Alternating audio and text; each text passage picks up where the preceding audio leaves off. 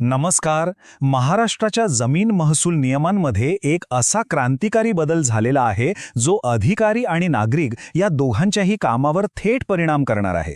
खरं तर हा इतका मोठा बदल आहे की तो जुनी किचकट प्रक्रिया कायमचीच बदलून टाकणार आहे. चला तर मग या मोठ्या बदलाला आपण अगदी सोप्या भाषेत सविस्तरपणे समजून घेऊया.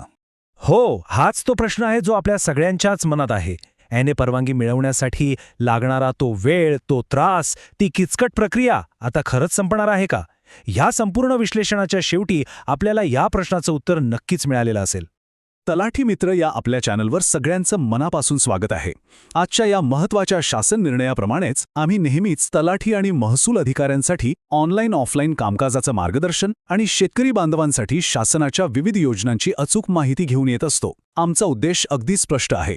तलाठी, ग्राम महसूल अधिकारी यांना त्यांच्या कामात मदत करणं आणि शेतकऱ्यांपर्यंत योग्य माहिती पोहोचवणं. आज आपण या बदलाचे सर्व पैलू पाहणार आहोत. आपण सुरुवात करूया की जुनी पद्धत का आणि कशी रद्द झाली, त्यानंतर नवीन नियम नेमका काय आहे, ही ऑनलाईन प्रक्रिया कशी काम करेल, अधिकाऱ्यांच्या नवीन जबाबदाऱ्या काय असतील आणि सगळ्यात महत्त्वाचं म्हणजे जुनी प्रकरणं कशी हाताळायची हेही आपण समजून घेऊ. चला तर मग पहिल्या भागाकडे वळूया. कोणताही नवीन नियम समजून घेण्याआधी जुनी पद्धत का बदलली हे पाहणं खूप गरजेचं आहे. पूर्वीच्या पद्धतीत कसं होतं तर महसूल विभाग आणि नियोजन प्राधिकरण या दोघांकडून स्वतंत्र परवानगी घ्यावी लागायची, ज्यामुळे प्रचंड गोंधळ आणि विलंब व्हायचा. गंमत म्हणजे शासनाने स्वतः आपल्या परिपत्रकामध्ये या समस्या मान्य केल्या आहेत. म्हणजे बघा, दुहेरी परवानगी आणि वरून मालमत्ता करासोबतच वार्षिक एनए कर या दुहेरी कर प्रणालीमुळे नागरिकांना आणि विकासकांना किती मोठा त्रास सहन करावा लागत होता. ही प्रक्रिया फक्त वेळ खाऊ नव्हती, तर विकासाच्या गतीलाही रोखत होती. तर या सगळ्या समस्यांवर एक ठोस उपाय म्हणून महाराष्ट्र जमीन महसूल संहितेमध्ये एक मोठी सुधारणा करण्यात आली आहे. आणि याच नवीन कायद्याने संपूर्ण प्रक्रियेला एक नवी सोपी दिशा दिलेली आहे. बदल नेमका काय आहे हे इथे अगदी स्पष्ट दिसतंय. जिथे आधी स्वतंत्र परवानगी आणि वार्षिक कराचा डोक्याला ताप होता, तिथे आता स्वतंत्र परवानगीची गरजच नाही. त्याऐवजी फक्त एकदाच रूपांतरण अधिमूल्य भरायचंय. खरं सांगायचं तर हा एक खूप मोठा आणि स्वागतार्ह बदल आहे. पण हे रूपांतरण अधिमूल्य नक्की आहे तरी काय? सोप्या भाषेत सांगायचं तर हे एक वन टाइम पेमेंट आहे. एकदा काही शुल्क भरलं की एनए परवानगी आणि वार्षिक कराच्या चक्रातून कायमची सुटका. आणि सगळ्यात महत्त्वाचं म्हणजे ही रक्कम आता थेट बांधकाम परवानगीच्या प्रक्रियेशी जोडून टाकण्यात आली आहे. चला आता ही नवीन पद्धत प्रत्यक्षात कशी काम करते ते बघूया.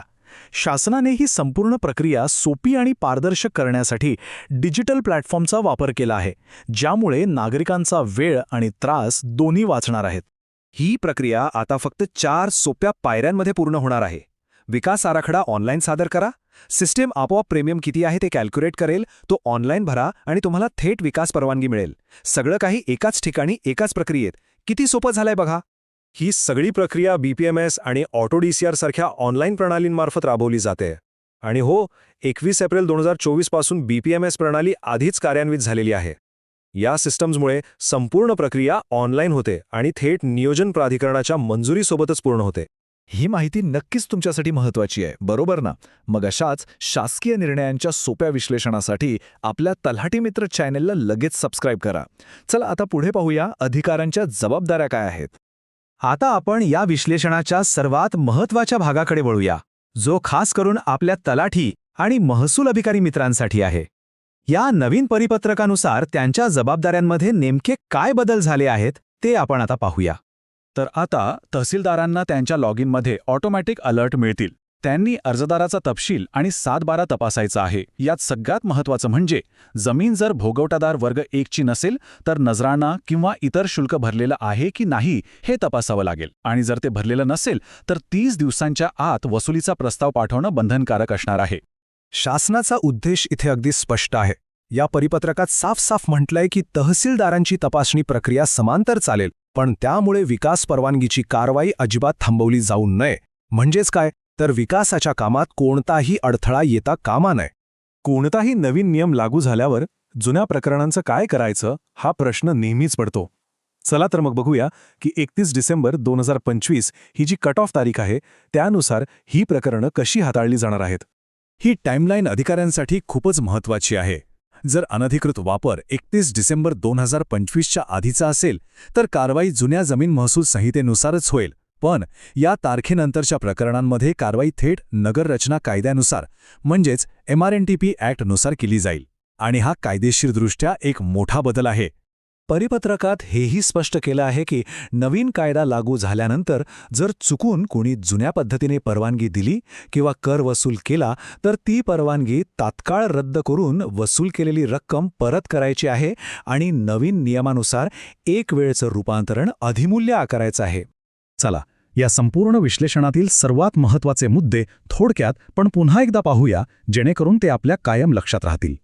थोडक्यात सांगायचं तर आता वेगळी NA परवानगी नाही, वार्षिक कर नाही, फक्त एकदाच प्रीमियम भरायचं. सगळं काही ऑनलाईन आणि बांधकाम परवानगी सोबतच पूर्ण होईल. आणि हे लक्षात ठेवा, 31 डिसेंबर 2025 पासून सगळं काही याच नवीन नियमानुसार होणार आहे. आणि शेवटी हा एक विचार करायला लावणारा प्रश्न. कागदावर हे बदल खूप प्रभावी दिसतायत, पण प्रत्यक्षात यामुळे विकासाला गती मिळेल का आणि प्रशासकीय भार खरंच कमी होईल का? यावर तुमचं मत काय आहे, नक्की विचार करा. आजचं हे विश्लेषण पाहिल्याबद्दल खूप खूप धन्यवाद. तुमचे काही प्रश्न असतील किंवा काही सूचना असतील तर कमेंटमध्ये आम्हाला नक्की कळवा. आणि हो, महसूल विभागातील अशाच महत्त्वाच्या अपडेट्ससाठी तलाठी मित्र चॅनलला सबस्क्राईब करून ती नोटिफिकेशनची बेल सुरू करायला विसरू नका. पुन्हा भेटूया. धन्यवाद.